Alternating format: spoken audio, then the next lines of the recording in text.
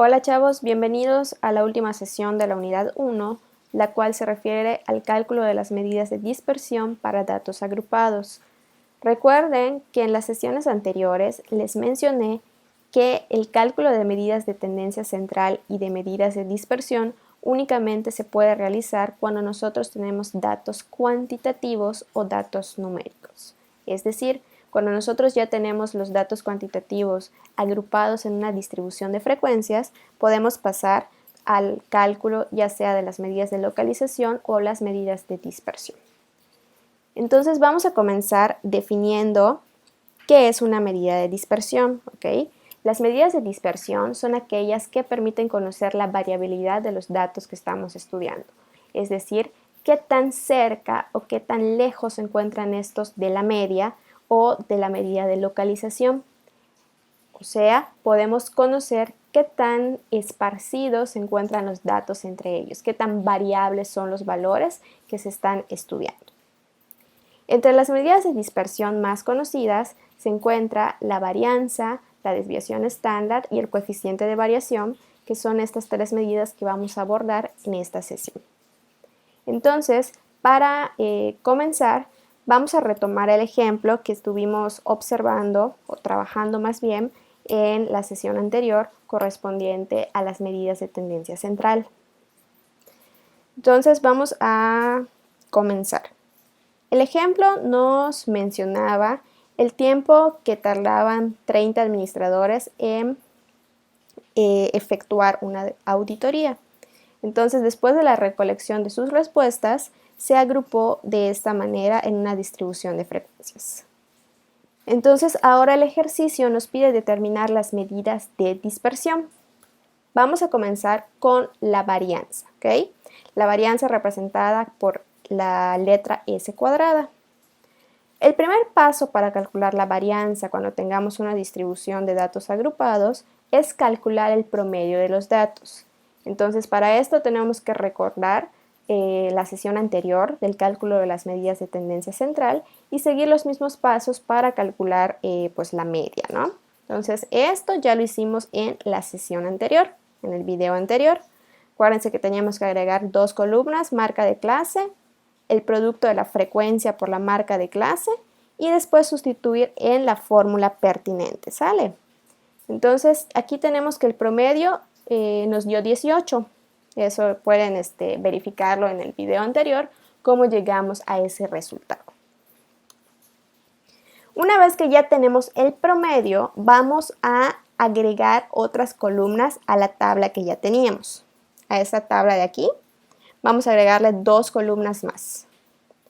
La primera columna se refiere al cuadrado de la marca de clase menos el promedio, ¿ok? Entonces, ¿cómo vamos a ir calculando los datos de esta columna? Acuérdense que el promedio nos dio 18, ¿ok? Entonces, lo que yo voy a hacer en esta columna es lo siguiente. Aquí les tengo puesto un ejemplo. La marca de clase correspondiente a este intervalo le voy a restar el promedio que yo obtuve. Entonces, voy a tener 11 menos 18, aplicando leyes de los signos, me da menos 7. ¿Qué es lo que me hace falta? Elevarlo al cuadrado. Menos 7 al cuadrado nos da 49, ¿ok? Entonces, así sucesivamente vamos a ir llenando toda esta columna. En la siguiente fila tengo marca de clase es 15 menos el promedio, que recuerden que es 18, nos da menos 3. Elevado al cuadrado me da 9. 19 menos 18, que es el promedio, nos da 1 al cuadrado, es 1. 23 menos 18, que es el promedio, me da 5. Elevado al cuadrado, me da 25. Y el último valor, tengo 27 menos 18, nos da 9. Elevado al cuadrado, me da 81. ¿Ok? Entonces, de esa manera, yo ya llené esta columna de aquí. La siguiente columna, ¿qué es lo que me está indicando? Es la frecuencia absoluta por esta columna. Entonces, ¿cómo voy a calcular los valores de esta columna? simplemente realizando la siguiente operación. Voy a multiplicar los valores de cada frecuencia absoluta por el valor obtenido en esta operación. Entonces voy a multiplicar, aquí lo tengo puesto en la parte de abajo, 4 por 49 y obtenemos 196. En la siguiente fila, la frecuencia absoluta es 3, por lo que me dio aquí, que es 9, me da 27. Para el siguiente, 8 por el valor que me dio, 8 por 1, 8. Para la siguiente, 4 por el valor que es 25, me da 100. Y el último tengo 1 por 81, nos da 81. Entonces, aquí, ¿qué es lo que tenemos nosotros que realizar? Observen, la fórmula de la varianza, que es esta de aquí, vamos a sustituir.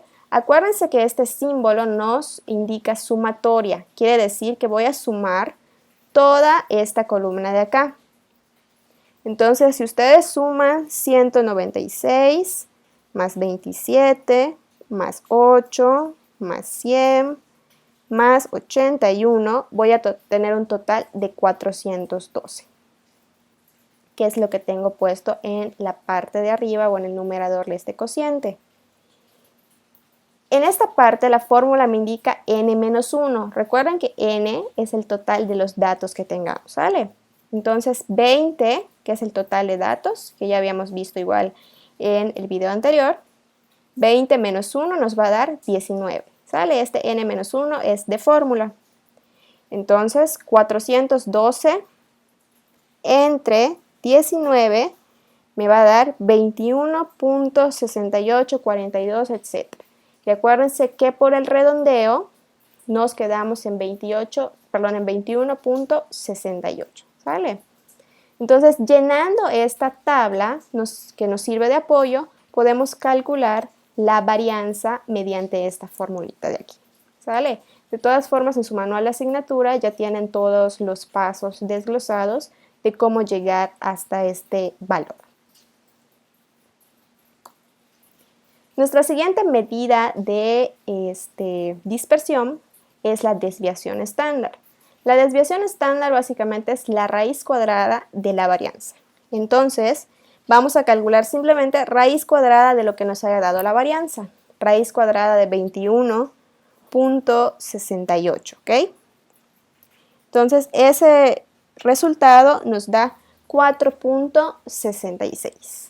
Acuérdense que si al calcular la raíz les da diversos decimales, utilizan el redondeo para poder expresar el resultado. Entonces, la desviación estándar es únicamente el cálculo de una raíz cuadrada. Y el coeficiente de variación, denominado CB, es un cociente. ¿Cómo calculamos ese cociente? Como la división de la desviación estándar entre el promedio, ¿ok? La desviación estándar tenemos que es 4.66 y el promedio ya habíamos observado que era 18. 4.66 entre 18 obtenemos 0.26. Mucho ojo, el valor del coeficiente de variación siempre debe ser menor que 1, ¿ok?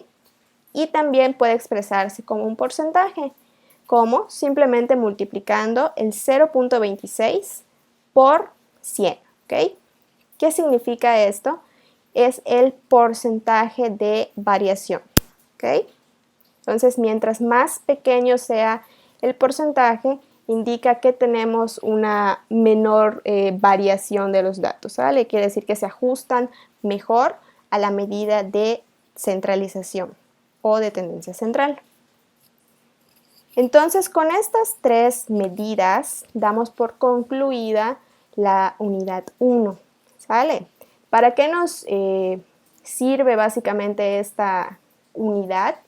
Para realizar proyectos estadísticos. Cuando ustedes realicen encuestas y deseen analizar, representar la información y tomar decisiones con base en la información recabada, la estadística descriptiva es su mejor aliada, ¿ok? Entonces, pues esto sería todo, chicos. Estamos en contacto. Cualquier duda o aclaración, ya sea de los conceptos o de los ejercicios. Les envío un saludo cordial.